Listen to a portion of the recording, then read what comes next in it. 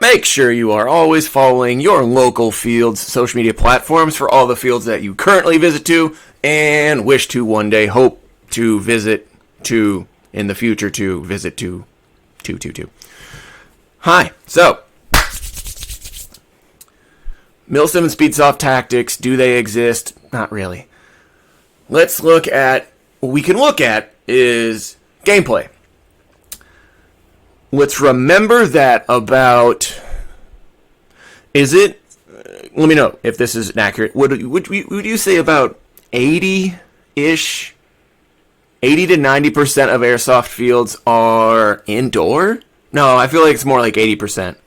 So probably like 80%. How about we say that a vast majority of the airsofting experience on a standard weekend is generally CQB style play, be it indoor or outdoor. It really doesn't matter because there are plenty of outdoors that have CQB style stuff, blah, blah, blah, blah, blah. So if we look at CQB style gameplay, it is inherently different than objective-based gameplay, like Milsim, a Milsim event. The only context in which I'm willing to acknowledge Milsim is actual military simulation gameplays. Your Milsim West, your Jet Desert Fox games, your Lion Claw, stuff like that.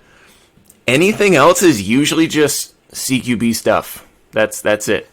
So it is regular, or it is fairly common for an indoor Milsim player, meaning in a player who plays indoor CQB style but wears all military stuff, to say that to have a problem with CQ or Speedsoft tactics.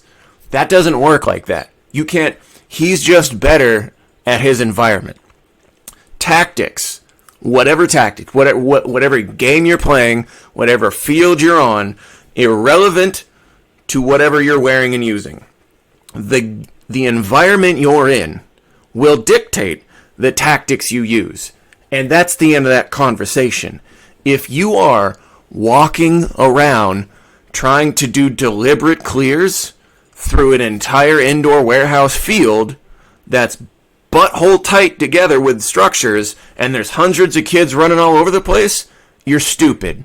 Because you are not playing the environment. You are playing your gameplay style that you like to use in an environment, regardless of whether or not that is efficient and effective for the environment you're in. That makes sense? Now, let's look at the other side. Let's say we take a giant open field with forest and trees, and there's a river, and there's all kinds of stuff. And there's an open field, and it's 100 yards long. No one can effectively sprint sweep all day long that way. You can't. You cannot take a Speedsoft identified player, put them in the middle of the forest, and expect them to sprint around all day and use that same style, the exact same style, in a wooded environment. It's not going to work. That's not how that works. That's not how that works. It's not. You have to tailor your tactics to your environment. Otherwise, you're going to fail. Now, let's say you're at a fast-paced field, and you're getting killed. It's probably because you're slow. It's probably because you're just not very good at the environment you're in. I know tons of dudes that can creep, crawl, stalk, snipe, do the whole thing out in the 100-acre woods, right? They do the whole thing. Camo bits, you can't see them, you can't find them. But as soon as they come onto a CQB, a close quarter style field, they get murked because they only play one specific style, and that's it. They don't diversify their mindset. They don't care about modifying their skills. They don't care. They only want to do this thing over and over again for their entire gameplay career, which is fine. But what is ignorant is a kid in multicams going to an indoor CQB style field and go, oh, those guys are just Milsim players. Those are Milsim tactics. Blah, the Speedsoft tactics. Blah, blah, blah. Because you kids are too ignorant to what CQB was designed for, which was to kill human beings in various environments.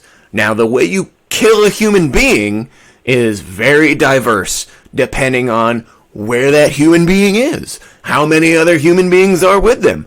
Do I know where they're at? If we look at response strategies, in the military world, it's usually referred to as react to contact. Sometimes it'll be referred to as react to known contact or unknown contact. For instance, the way you would react to direct gunfire, where you know where the enemy is at, would be slightly different than the way you would react to maybe a sniper fire that you don't see and one guy just goes down. You don't know where that's at. So there are modifications to how you would do certain battle drills.